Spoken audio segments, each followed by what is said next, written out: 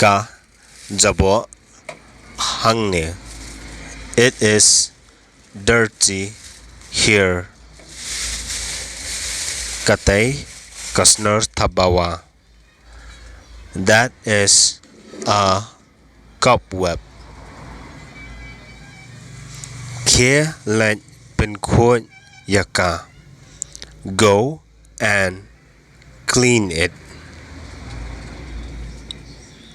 Kania kalong kaba pala. This is amazing. Piru pi nang. You also, you know. Ban bin kuon. To clean. San ya ki yitro. Wash the mirror also. Shanu u jingyat. Where is the wiper? Ha krum jingtia. Below the bed. Ra ya u shabar. Take it outside. Nyat shwa. Wipe it first. Pi la ban pin don kam.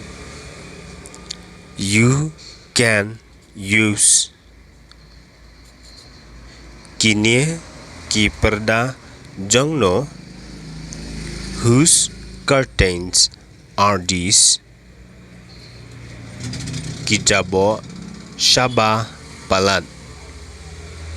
It is extremely dirty. Kidai jong nga.